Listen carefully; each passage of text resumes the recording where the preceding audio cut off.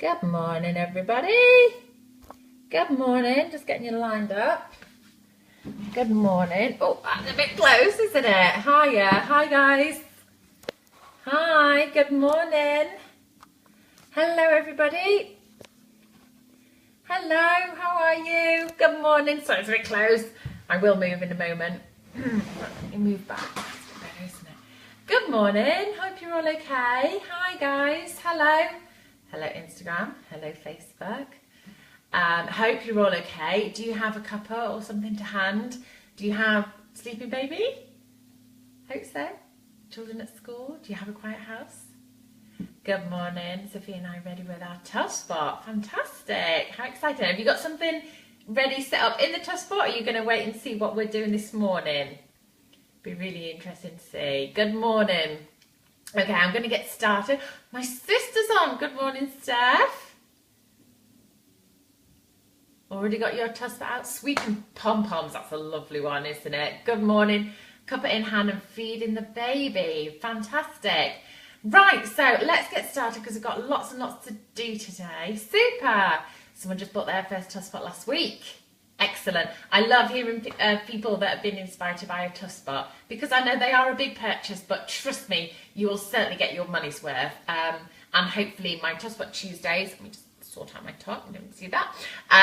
My Tuff spot Tuesdays will perhaps give you some inspiration. If not, don't forget we've got the Tuff spot play prompts in the mini pack and on the website as well if you ever get stuck. Good morning. Okay, so quick gulp of tea because I was like in this morning because I've got quite a lot on my plate at the moment. Do I go live? Don't I go live? However, I'm going to show you something. So if anyone watched my stories at the weekend, I think it was Saturday we did this. This is still out from Saturday because it's been a big hit in our house. So thought I'd share it with you. It's going to be super quick and easy. And then I will let you get on with your day and I will get on with mine. Anyone that's just seen my stories now will see that I've booked in to have a business meeting with my husband at 10:30. That could be interesting.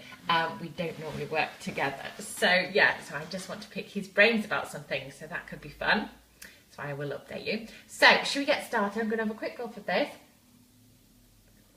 And then we're going to get started today. I struggle every Tuesday of finding a good angle, like good camera angle. Don't need to, without sounding like a fool, for being able to see the Tuff spot. So I hope this works for you. I will move out the way and let's pull you in closer so you can see what I've got set up here. Okay, so like I said, hopefully you may have seen what I set up at the weekend for Mason, and it was just completely on a whim actually that I did it. I just happened to find some bits and pieces in my cupboard. Did it on a complete whim. Anyway, it's been a massive hit. So this has been out since Saturday. I always say when you set up an activity, number one, don't spend ages setting up an activity. The longer you spend, the less likely they are to play with it. I always find that. The ones that you do quick on a whim and have set up an hour within a couple of minutes are normally the best ones. I don't know what it is, it's just the way it goes. So this completely set up on a whim. We were out in the sunshine in the garden, set this up very quickly, and it has been a massive hit, so I wanted to share it with you.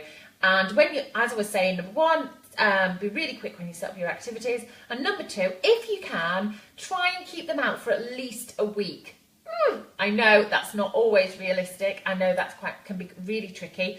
However, I know depending on space and wanting your lounge back and stuff like that. However, if you can leave something out available for the week, it makes it really effective because it means that your little one can return to the activity when they're in a different mood. You mix it up and have it out, and they might not be in the mood to do it, which is fair enough. We're not always in the right mood to do everything.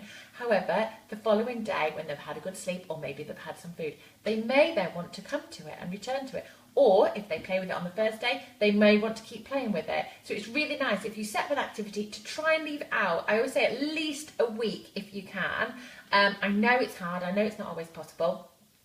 I have been sweeping this one up as we go along, just every evening. Or you can maybe throw a tea towel over it if it's like Play-Doh or something like that.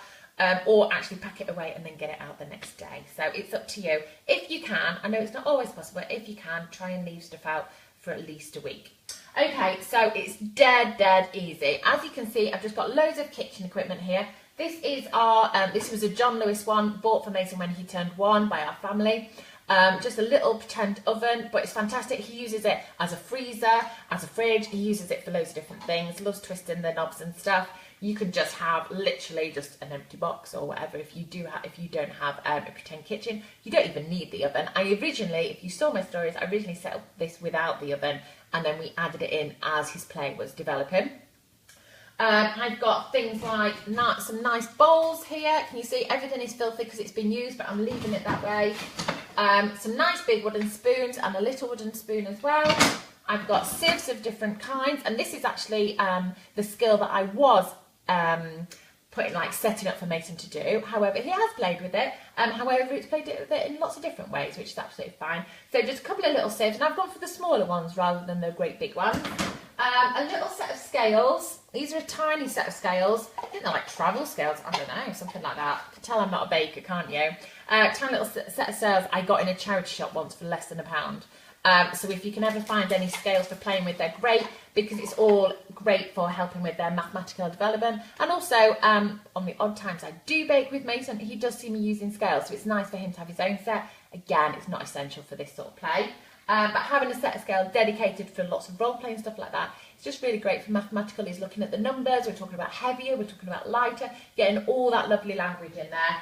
And then I just added in a little, like a muffin tray, bake tray thing as well. So all it is I just set it up. Now then, the main ingredient is this. It's just a box, and all I've got in here it's about half a bag of flour, it turned out. And I don't know if you can see in there, there's also, good morning Holly, my friend Holly is watching. Hi. As you can see, it's just flour, and then in here are some of the giant pieces of couscous.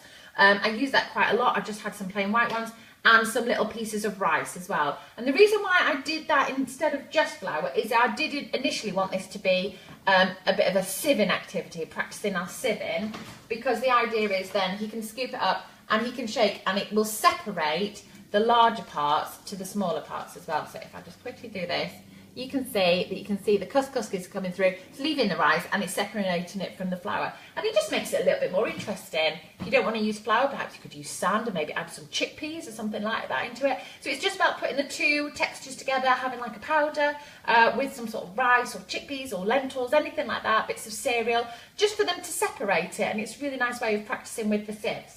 I was showing Mason that you can tap it and you can also mix it with a spoon. And to be honest, that's pretty much it. That's all I put out for him. I started with these bits. As his play developed, I added the oven, I added the like the muffin tray, because the great thing about muffin trays, you've probably seen I use these a lot. If you don't have a muffin tray, you might have an old box left, like a biscuit box or something from Christmas, or you might have an egg box, egg carton. You might have muffin trays, an ice cube tray, anything like that with lots of little compartments are great, because it just encourages children to divide divide the flour or whatever, and it just encourages lots of counting, lots of looking, lots of patterns with number and things like that. So just adding something like this into your play it can be really effective. Actually, it just naturally leads them to lots of counting, I notice, and lots of sorting, or maybe sharing. You could even go down the sharing route with it. And yeah, so it's dead simple as always. I hope my activities always are, and I must admit I was surprised with this. I didn't expect it would last so long. Mason has returned to it every single day. As you can see, it is still covered with flour. Now then, I do have a little tip I want to share with you. Something that I have just discovered when I did this I don't know if you can you see that there? If I just tilt you here, I'm going to tilt Facebook as well, oops, I nearly lost you there, Facebook, sorry. On your tuff spot, when you get a tuff spot, there's quite often like a little hook or a little hole thing at the end for like hooking it up. I've just shoved a little piece of cardboard through. You could put a hook on there. And then I always have, when Mason's doing messy play, he has his own dustpan and brush. And you're just encouraging them that when they've spilt stuff outside of the tuff spot, you're not going to do it every 5 minutes because it's annoying, but maybe when it looks like at the end of the day they're finished with it, they can have a little sweep up. Okay, often it spreads it further than it actually was, It can make it a little bit worse sometimes, can't it? However, sorry, I'm just playing with you, Instagram. However, I do find it just gives them a little bit of independence and taking a little bit of responsibility for the mess that they've made. I've got mine on a piece of string and just a piece of wool so it doesn't get lost, because there's nothing worse. We have a dog that steals these brushes, so we have to be careful. But this is Mason's. Me and my husband don't use this one. This is always just for him. And I have it handy when he's playing, particularly something like this, maybe chickpeas or things that roll everywhere, or flour, and just encourage him to have a little dust at the end of the day and just sweep a little bit up and put it back in. And that's all I've done, is at the end of the day just swept up what was left on the top, put it back in the box, and it just makes it a bit more inviting for the next morning when he comes to play with it. But I haven't washed anything. As you can see, it's all covered in dust. My black jeans are covered in flour, but you know, it's just the way it is. It was really lovely, and you'll see that my stories on Saturday, Mason feet were covered in flour, but it was a really lovely one to do outdoors where it doesn't matter, it just went on the decking and it blew away. So yeah, that's it really. That's it for today. I told you it was a nice simple one. It's been really successful in this house, so I thought I would share it with you and you guys might enjoy it. So lots of flour, if you just join in, lots of flour. There's about half a bag in there. I think that's more than enough, and it's lasted really well. With some rice or some chickpeas or some giant couscous. You're just looking for lots of things so that when they sieve it, it separates. I'm saying if you don't have flour, maybe have sand, or you maybe have some sugar or something like that. I'm just having something that they can separate it from. Pom-poms even, lovely, bright and colourful, weren't they? And then just having lots of cooking equipment. Someone at our door. And, sorry, indicating to husband, go get the door. Yeah, and then I would definitely recommend having, this was less than £1, I think, in Home Bargains, less than £1, and it's worth having one and dedicate it to your child, introduce it to them, that it is for them, and it just encourages them to have a go at cleaning. You can buy your Tuff spots, you can buy them on Amazon and eBay. If you go on my website, I do have a link to the ones that I use on Amazon, which is really helpful. All right, someone's asking where my cardigan is from. I think it was Sainsbury's ages ago, like Christmassy time, I think. All right, so I hope that's helpful today then, guys. I'm going to end it there, and I will see you soon. Have a lovely day. Let me know if you do have a little go. I'd love to see. Again, doesn't matter if you don't have a Tuff spot. Maybe you can do it on some sort of baking tray or something like that. But yeah, let me know if you give it a go, and good luck with the mess. Go for it. It's worth it, definitely. All right, thank you very much. Enjoy my meeting, I know. It's going to be interesting.